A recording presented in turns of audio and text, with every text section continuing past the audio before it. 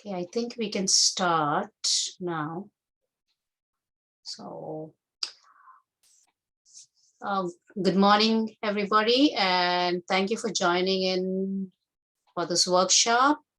It gives me great pleasure to introduce Jennifer and Christina. And Jennifer is a public health nurse who has worked under this title for the last 10 years across 3 different health units, Simcoe, Muskoka, Peel region, and now with the city of Toronto for the last 4 years. She's originally from Simcoe County, but has been a Toronto resident for the past 6 years. Jennifer's public health experience has had her working predominantly in the healthy community sector, supporting schools, community organizations, and municipalities in programs such as sexual health promotion, healthy schools, substance misuse prevention, and chronic disease prevention. Prior to that, she worked as a registered nurse at Waypoint Center for Mental Health Care and worked in long-term care as a kinesiologist. Jennifer has been supporting the COVID-19 with Toronto Public Health for the last 1.5 years and is now with the Community Outreach and Rapid Response Team, which provides COVID-19 vaccine information sessions throughout the city to help boost vaccine confidence. Welcome, Jennifer. And Christina is a public health nurse who has been working with public health for the majority of her 17-year nursing career. Wow. She has worked with Peel Public Health and Toronto Public Health units in the following programs: substance misuse prevention, sexual health clinics, communicable disease liaison unit, STI case and contact management, and sexual health promotion. Christina also spent 1 year working as an infection control practitioner for University Health Network. She's a long-term resident of Toronto and was redeployed last March 2020 to assist with Toronto Public Health's COVID response. Initially redeployed to the COVID response line and more recently working with the COVID Community Outreach and Rapid Response Team. Christina is excited to be here today to share information and will do her best to address any questions or concerns you may have in order to support your comfort with the COVID-19 vaccine. So if you have any questions that you would like to ask, you can type it in chat directly to Christina, and then Christina and Jennifer will answer those questions so that we maintain the confidentiality as well. So thank you very much, Jennifer, Christina, and to the participants as well. The Zoom is yours. Great. Thank you so much, Manira. Nice to meet you. Small group today, but thanks for joining us this afternoon. My name is Jennifer and my pronouns are she and her, and I'll pass it back to Christina to introduce herself. Yes, thanks for all of you joining today. And my name's Christina, as mentioned, and my pronouns are she and her. So we're public health nurses with the City of Toronto and Toronto Public Health. And what we are here today is to really talk about the COVID-19 vaccine for children 5 to 11. Now, we are here to provide information on the COVID-19 vaccine for kids in this age and help share resources that might be helpful for you, and just ultimately to help you make an informed decision that's best for you and your family. We know the decision to get vaccinated can be a very personal one and a very complex one. And we really just wanted to create a space to share with you the best available information that we currently have on the COVID-19 vaccine, in hopes of helping, give you that information that you need to make a decision that you're comfortable with. There's a lot of information out there and a lot of misinformation too. So we hope to clarify a lot of those myths and some misinformation out there. Now, please know that, with ongoing research, and as you know, we've been in this pandemic for about 2 years now, information does change and grow and evolve as we learn more about the virus and the vaccine and new variants such as Omicron, right? So the information we share with you today is a possibility that it might change in the future. So just keep that in mind as well. And we just encourage you, to check our website, toronto.ca/COVID-19. We always have great up-to-date information.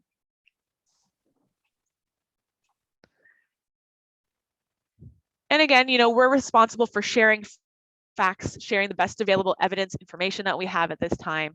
By no means are Christina and I immunology or vaccine experts. We'll do our best to answer any questions that you have. Feel free to put them in the chat throughout the session. We'll get to them at the end. And if they are beyond our scope, then we'll do our best to follow up afterwards with any resources. Because sometimes that happens. I mean, again, we're here to speak about the vaccines, but you know, if it's something we're not able to answer, we'll do our best to find that for you afterwards. I'm just going to pass it back to Christina to do a land acknowledgement. So before we begin this presentation, we come together to acknowledge the land we stand on. Take a moment to reflect on your connection to the land. If able, place your feet on the ground and feel the earth, carpet, linoleum, concrete, whatever it might be beneath your feet. Think about the land and your place on it. Think about where you're situated, your history, and your responsibility to this land. Recognizing the enduring presence and resilience of Indigenous peoples in this area for time immemorial, and our obligation and accountability to honoring these relationships. My name is Christina. I'm a second-generation settler of Irish descent. I was born in Mississauga, covered by Treaty 14, head of the Lake Purchase. We are all treaty people, and I encourage you to consider the treaty and territorial nation you might have grown up on and or the land you now stand on. I now live in Toronto, where this meeting is being held, and would like to acknowledge that we are on the traditional territories of many nations, including the Mississaugas of the Credit, the Anishinaabe, the Chippewa, the Haudenosaunee, and the Wendat peoples. And Toronto is now home to many diverse First Nations, Inuit, and Métis peoples. We acknowledge that Toronto is covered by Treaty 13, signed with the Mississaugas of the Credit, and the Williams Treaties, signed with the multiple Mississaugas and Chippewa bands. As we look to the future and towards a better, more resilient city for all, we must recognize our role in repairing and remediating old relationships, developing new connections, and ensuring that these are nurtured on an ongoing basis so that we can work towards inspiring a transformation of Canadian society so that future generations can live together in dignity, peace, and prosperity on these shared lands. Now, though I'm not a person of African descent, I am committed to continually acting in support of and in solidarity with Black communities seeking freedom and reparative justice in light of the history and ongoing legacy of slavery that continues to impact Black communities in Canada. As part of this commitment, we would also like to acknowledge that not all people came to these lands as migrants and settlers. Specifically, we wish to acknowledge those of us who came here involuntarily, particularly those brought to these lands as a result of the transatlantic slave trade and slavery. In support of the City of Toronto's ongoing efforts to confront anti-Black racism, we pay tribute to those ancestors of African origin and descent. Okay, we'll get started. So, you know, we've been in this pandemic now for about 2 years, and I think it's impacted us all on such a variety of different levels. It's been really challenging, and I think it's been far from traditional for so many of us, and we're really looking forward to getting back to a normal way of life.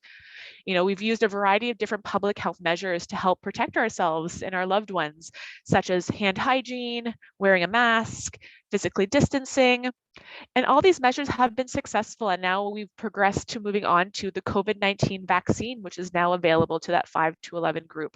And that's really, really great news. So this has been another safe and effective measure that's contributed to help ensure the safety of our schools, our communities, and help us get back to that traditional way of life. It's kind of like that light at the end of the tunnel that we keep getting closer and closer to.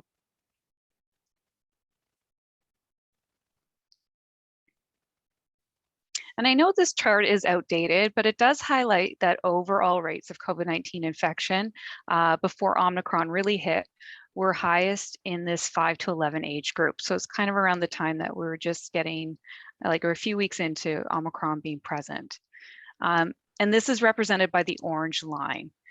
And that's mainly because this group was unvaccinated or only partially vaccinated, because we just started the vaccine campaign for children in November. Now, cases are significantly increasing across all age groups, and that is due to Omicron's rapid spread. And this has led to increased community spread and therefore led to increased hospitalizations. And children, unfortunately, aren't avoiding that just because the numbers are so high. Pediatric cases currently in sick kids are 26 admitted due to COVID. And unfortunately, there has been 9 pediatric deaths and 813 pediatric hospitalizations in Ontario over the course of this pandemic. So now with Omicron, we are seeing rates of infections spreading rapidly, and we are seeing a lot of breakthrough infections. So what that means is someone who's had at least 2 doses becoming infected.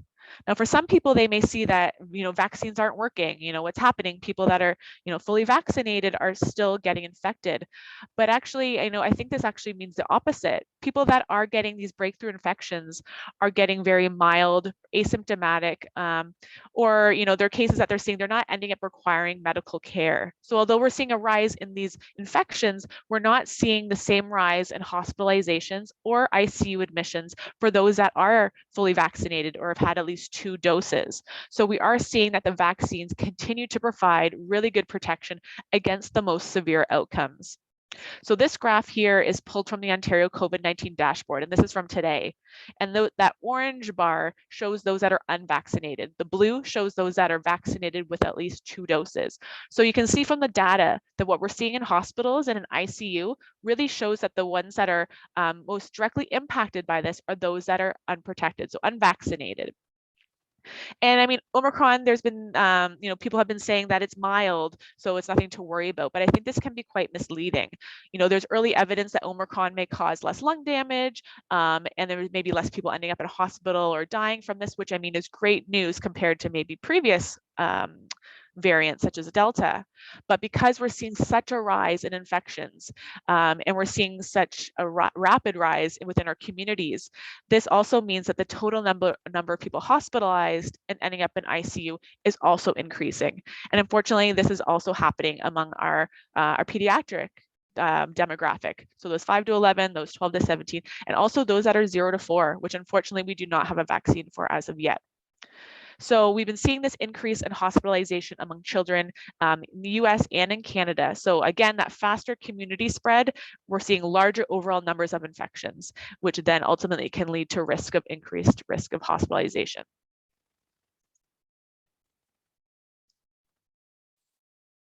And I am seeing some questions in the chat. We will get to those at the end of the presentation, just so you're aware, we're not ignoring them. And so then, the question sometimes is, why should you get your child vaccinated? Well, ultimately, it is to protect them from COVID. And although children and youth are less likely to get very ill from COVID-19 when compared to adults, if they do get infected, they can still pass COVID-19 onto others, so vulnerable people, even if they, have mild symptoms or even no symptoms. They can also develop COVID-19 symptoms themselves and get very sick. Some require hospitalization, which, Jen and myself just kind of touched on. They can develop long COVID, which is where they experience symptoms long after the infection has cleared. And they can also experience complications, which can, end up causing quite a severe outcome like ICU admission or even death. So multi-system inflammatory syndrome is an example of a very rare condition that can occur in children. And this is a serious inflammatory reaction that occurs about 4 weeks after a COVID-19 infection. And it's not necessarily the children who have existing conditions that can get very sick. Unfortunately, with COVID, we can't predict very well which children will get very sick and which won't, which is all the more reason to protect all the children if as much as we can, especially if we have a vaccine that's safe and effective.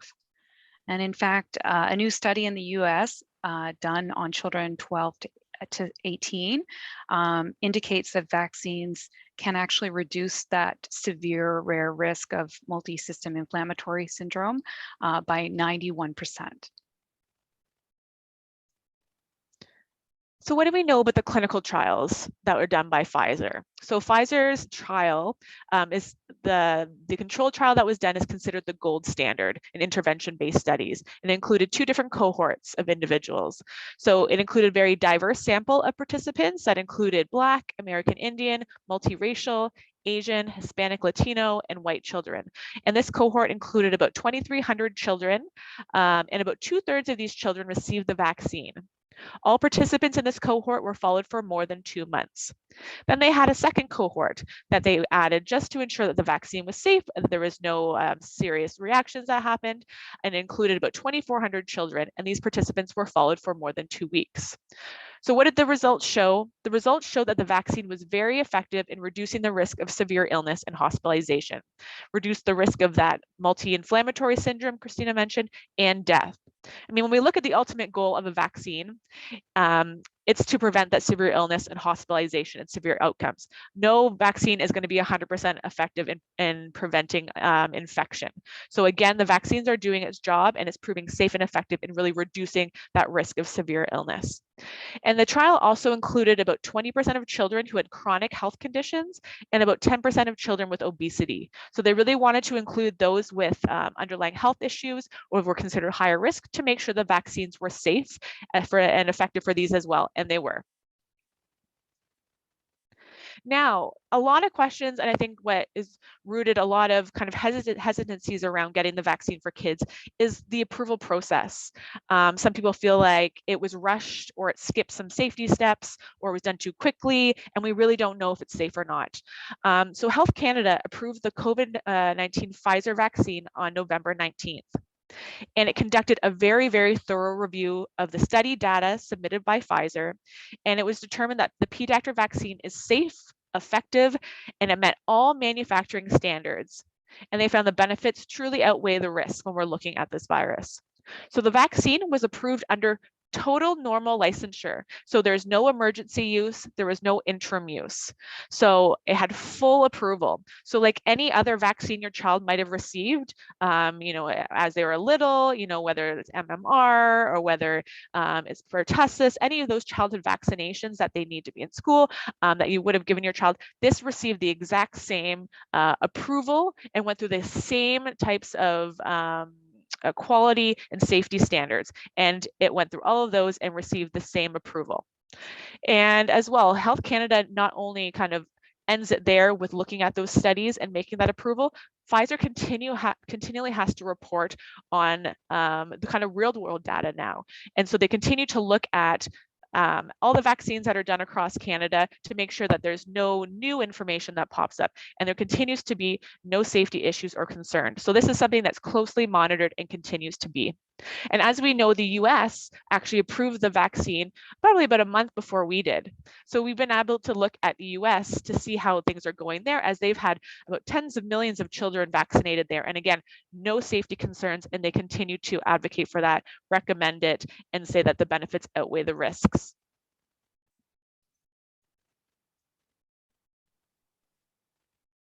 So as of November, Toronto Public Health has begun vaccinating children 5 to 11 years, and there will be sufficient supply to vaccinate every child whose parent wants them to be vaccinated, which is about 200,000 children in our city alone. The pediatric vaccine dose is 1/3 of the adult dose, so it's 10 micrograms compared to the 30 micrograms. And similar to the adults and youth, children will also receive 2 doses. Now, it is possible to get the second dose at as early as 21 days after the first dose. However, with informed consent. However, the National Advisory Committee on Immunization is recommending a dose interval of at least 8 weeks between the first and second dose. And the reason for this recommendation is due to the emerging evidence that in adults that suggests that compared to shorter intervals, the longer interval between the first and second dose resulted in a stronger immune response, higher vaccine effectiveness that it is expected to last longer, and it may be associated with a lower risk of a rare adverse effect called myocarditis and/or pericarditis in adolescents and young adults. So another question we do get to as well is, if your child's 11 turning 12, which vaccine should they receive? So currently right now, those that are 5 on your actual birth date are eligible to get the vaccine for that 5 to 11 pediatric dose. And although many other medications are based on weight, vaccines are usually not. So when vaccines are developed, they test different doses to determine the lowest effective dose for a certain age group.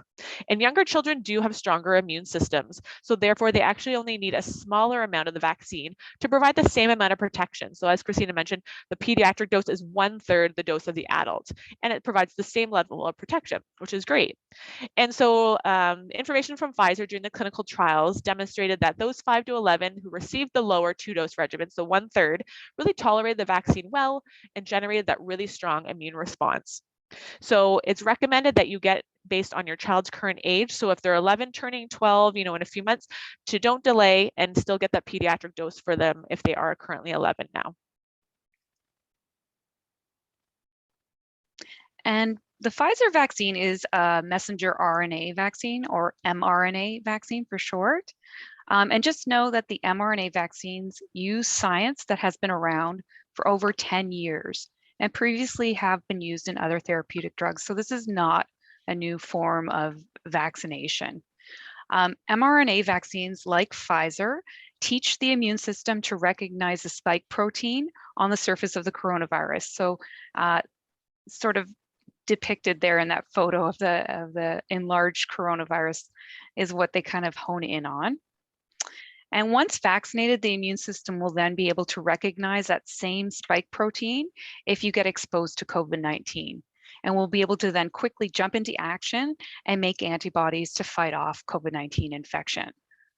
And so after vaccination, the mRNA is broken down in the body and removed from the body within days. So it's not something that stays around, so it can't cause any kind of long-term effects. The mRNA does not affect or interact with the DNA because it never enters the nucleus of the cell, and that's where our DNA is kept. The vaccine does not contain any COVID-19 virus, so you cannot get COVID-19, like a COVID-19 infection from the virus, or sorry, from the vaccine. And it does take about 2 weeks after your last vaccine series dose to get full protection from the vaccine. So just keep that in mind when it comes to the vaccine's ability to protect you. All right. Another question that we get is, what's in the COVID-19 vaccines? And there's really not a lot of ingredients. It's quite simply, actually. So it contains that messenger RNA. So Christina mentioned the instructions that teach our body how to develop antibodies. And it's a very delicate and very fragile material. So it has to be wrapped in something to help it stay stable and safe as it goes from where it was manufactured to the clinic. So it does include buffers, lipids, which is like tiny fat particles, salts, and sugars. And now these ingredients, again, help protect that mRNA and keep it safe, keep that pH balance appropriate, and so it can stay as safe and stable and effective when it actually comes to us at the clinic. And again, the vaccine does not contain that COVID-19 virus, so you will not test positive afterwards. Now, many people that might have allergies, like food allergies, environmental allergies, drug allergies, there's no eggs or gelatin, no latex, preservatives. So if you have any of those allergies, it's safe to get. Even people that do have specific allergies to the vaccine ingredients, they've been able to get the vaccine safely under a controlled environment from an allergist or a healthcare provider. So if there's any allergies that you're concerned of, talk to your doctor, and you should be able to get a referral to an allergist. Now, the pediatric vaccine is very similar to the adult. There's only one real ingredient that's different, and that's tromethamine. So as some of you might know, the Pfizer vaccine for adults has to be stored in really, really cold temperatures, like deep freezers, which makes it really difficult to transport and move from different clinics. So the tromethamine actually allows the vaccine to be stored in more reasonable temperatures. So for the pediatric dose, it can be more accessible to different clinics. And this is an ingredient that's used in a lot of other vaccines, a lot of other medical technology. So this is not something that's new. It does not present any new risk and does not have any safety concerns or any new allergies that have popped up from that. So it's considered safe and is really not a new ingredient that needs to be a cause of concern. So some parents are concerned about the side effects and how it might impact their children.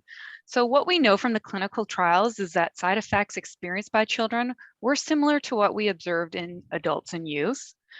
Side effects are mild and usually resolve on their own in 1 to 3 days. And the most common side effects are, the ones here listed. And just know they actually occurred less frequently than what occurred with adults and youth. And that's probably due to that, reduced dose, so the 1/3 dose. And just, rest assured that these common side effects are nothing to worry about, as they are just an indication that the vaccine has triggered your immune system. So it's a typical immune response. And that means that, it's working to build your immune system's protection against COVID-19. As far as serious side effects go, there were a few reported in the clinical trials, and they were all evaluated and investigated, and none found to be related to the vaccine itself. So for example, one child had broke their arm. Another child ended up having abdominal pain, which was diagnosed as pancreatitis related to trauma. Okay, so the terms myocarditis and pericarditis you might be familiar with or heard it kind of tossed around when we're talking about the vaccine. Now, what it is inflammation of the muscle or lining of the heart. And it's a very rare adverse effect that's been reported after mRNA vaccination. Now, when this has been reported, it's commonly been found in young adult males. So we're looking at that 18 to 25 year range, and typically after the second dose. Now, symptoms typically include chest pain, shortness of breath, or a pounding heartbeat within hours or a few days after vaccination. And these patients typically had very mild illness. They responded very well to rest and treatment. So some even just anti-inflammatories and rest at home. And these symptoms improved very quickly. And it was important to note that this is in comparison to those who experienced myocarditis and pericarditis following COVID-19 infection. So the risk of developing myocarditis when you actually have the COVID-19 infection is significantly higher than any risk that would come post-vaccine. And those that did experience myocarditis after having COVID-19 infection, these were a lot more serious among younger children and a lot more difficult to treat. And as Christina mentioned with long COVID, we don't know how long some of these side effects might last or how long some of these serious outcomes could last. So if someone has myocarditis from a COVID-19 infection, we don't know how long that might last or the long-term damage that might have on someone's organs. So it is also important to note that the rate of myocarditis is much, much lower in younger children. So again, we were seeing that in kind of that young adult 18 to 25 year range. But for younger children, we've been seeing much lower rates. And it's not anticipated to occur at any higher rate as a result of the vaccine, again, because they're receiving 1/3 a dose. And again, giving that interval of 8 weeks will only reduce that risk further. So from the slide here, you can see that, even the most recent report from US and Canadian children showed a rate for that 5 to 11 group of 0.000014%. I think it was about 12 cases in 8.7 million. So very rare that we're seeing this among that 5 to 11 group. And there were actually 0 cases that were identified in the clinical trials. So this is very good news. And again, shows that, the benefits of getting this vaccine really, really outweigh the risks. Now, another question or concern that people might have is, how could it affect fertility or puberty? There's a lot of misinformation out there around this, and it's important to note that there's been no clinical trials or scientific studies that have shown any link between the vaccines and fertility. You may wonder how we might how can we be sure about this? But there's been over 9 billion doses, 9 billion, so with the B, over 184 countries. And this has been studied very closely and continues to be studied very closely. And there's been no fertility concerns identified. Now, ongoing research in vaccine safety continues to happen, but there's no effect on sperm, no effect on sperm count, and it does not affect any of the reproductive system. So this is really important to note. And COVID-19 infection is actually really dangerous in pregnancy. So if someone is pregnant and unvaccinated, they're actually at higher risk of severe outcomes. And recently, the Canadian Obstetrician Society and Canadian Pediatric Society really did a push for people that are pregnant to end up getting vaccinated because they're seeing infants end up in hospital with COVID-19 under the age of 1. And that's typically has happened when the mother has been unvaccinated. So you can actually pass antibodies to your baby while pregnant and through breastfeeding. So you're giving them kind of that indirect protection, which is really great. Now, the main ingredient in the vaccine is that messenger RNA. It's in our body, it breaks down, it's gone in a few days, but it can trigger an immune response, where some of those side effects happen. The uteral lining in our bodies, or for those that have periods, that's connected directly to our immune system. So there have been some individuals that have had a change in their menstrual cycle immediately after the vaccine. And this is temporary. Typically, it's just 1 cycle after having the vaccine. And some don't experience any changes at all. But through studies, this has been, again, closely studied and monitored. There's no long-term effects on anyone's menstrual cycle, no effects on menopause. And because it has no impact on reproductive systems, there's no concerns about any issues with puberty or growth or development as well. And those that actually do have COVID-19 infection, that can impact someone's cycle. And even just being under stress, exercising, losing weight, people that have periods, about 1 in 6 end up having irregular cycles at some point in their life. So a lot of times that can happen for other reasons. So the World Health Organization does recommend getting the vaccine even while you are menstruating. And so what reasons did parents give to vaccinate their children? The majority of the parents who intended to get their child vaccinated gave the reason they wanted them to participate in normal activities while being protected from COVID. Some of the other reasons was to get the COVID-19 vaccine will, reduce the risk of their child getting infected and protect them from severe outcomes if they do get infected. Vaccination is an important way for everyone to do their part in protecting themselves, their family, their friends, their schools, and their whole community. And getting the vaccine will allow children to more safely get back to the activities they enjoy, including, going to in-person school and extracurricular activities.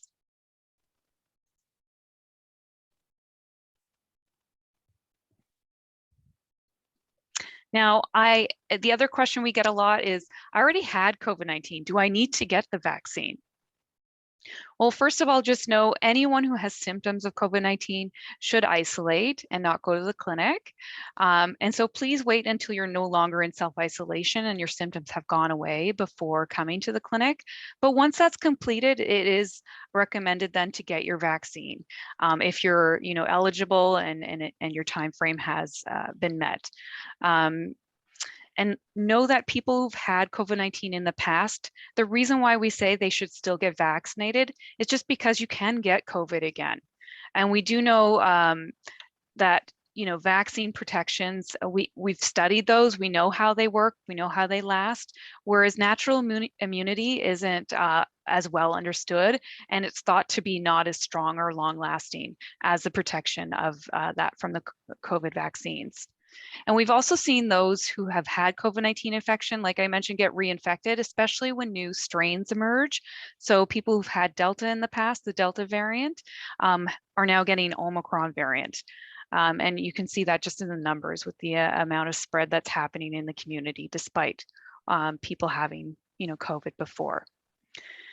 And keep in mind, once again, it takes, I can't keep reminding enough that it does take about 2 weeks after your final dose of the COVID-19 vaccine to get the full protection.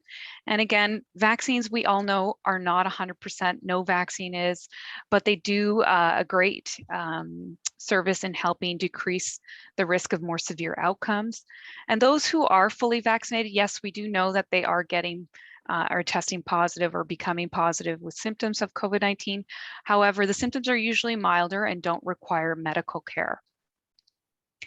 And it is really important if you want to remain protected from the more severe outcomes like hospitalization and death, because we are seeing that protection from the vaccines in the numbers. The rate of severe COVID-19 in unvaccinated individuals is higher compared to fully vaccinated individuals, and this trend has remained consistent over time.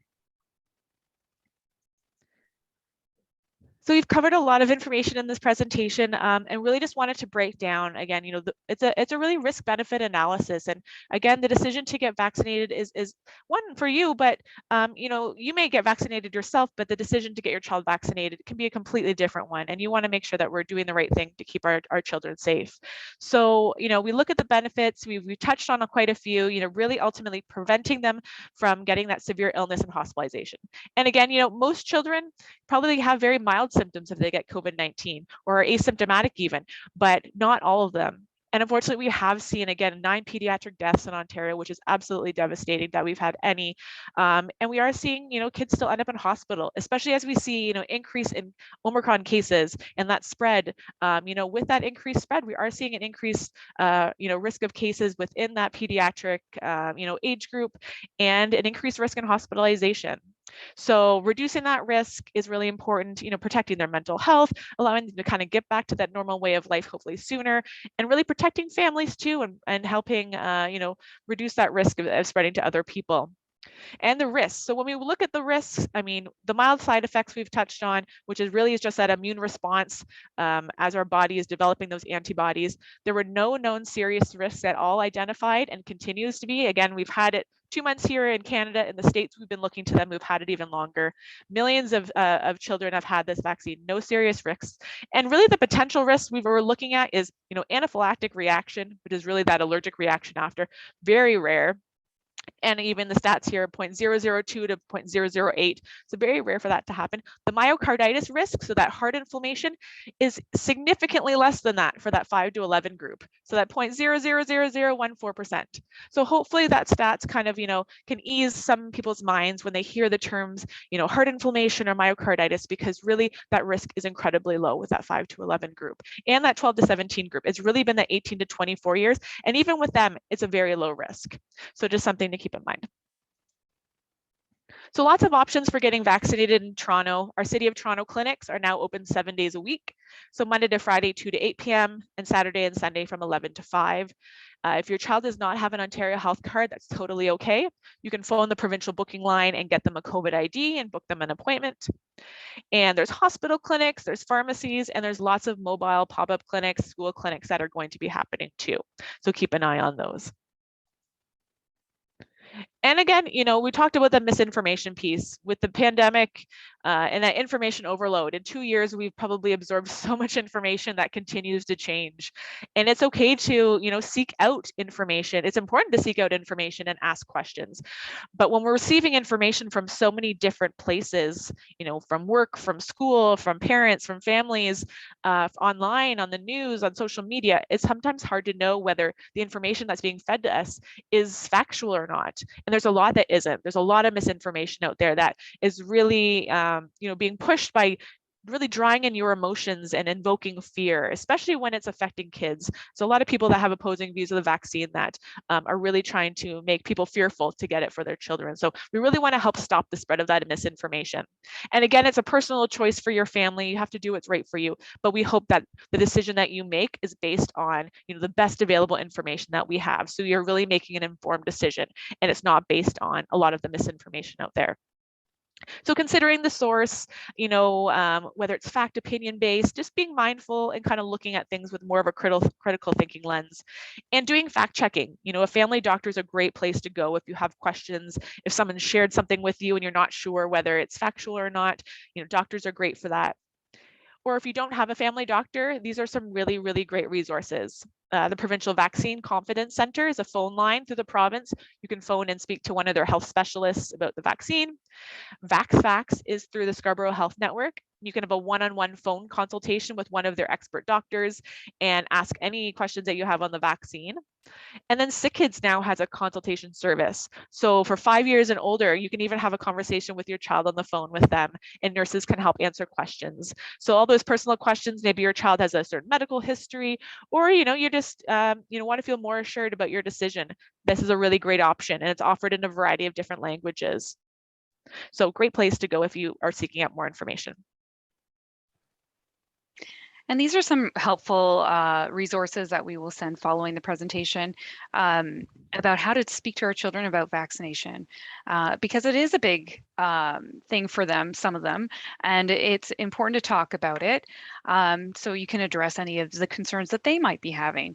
But very simply, it's important to be honest and share information in an age-appropriate way. You want to listen to any concerns they might have or questions they might have and answer their questions. Or if you don't have the answer, that's okay. Just tell them you know, maybe the two of you can work on that together and try to seek out some credible sources to do that. Like Jen had mentioned, the Sick Kids line. Let them know that vaccines will help get them back to being kids. So talk about maybe some of the benefits, as well as, you know, helping them to ease some of the nerves or anxiety is just discussing what to even expect at these clinics. So I know Sick Kids also has a really great resource about what to expect. And we have some information on our website as well about what to expect at the clinic and how you want to prepare for it, just so you have those kind of you know, an idea of what you're walking into, and even some distraction toys or those kind of things might be a consideration to bring along with you. And mental health is health. Nothing about this past 2 years has been typical. Feelings of stress and anxiety are normal during a difficult time. And so if you are going through a difficult time, ask for help. I know it's not always easy to do, but it's very important to do. And just remember, you're not alone and support is available. You can call 211 if you're having a hard time, 24 hours a day, 7 days a week, and you'll be connected with mental health supports in your area for free. And then finally, some of our resources for Toronto Public Health. If you need more information, have any questions, you can always call the Toronto Public Health line at 416-338-7600.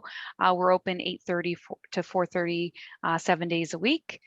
You can also text the word vaccine to 1-833-750-0888 and be connected with resources or appointment bookings for vaccines. And to be up to date on the most current information, you can follow us on Instagram and Twitter. And to again gain some, you know, important information or more detailed information, some of the information we covered here today, you can go to our website at toronto.ca/COVID-19. All right, so that's the end of our presentation. Munir, if you wanted to end the recording so people feel comfortable asking questions, we can start to get to those. But I know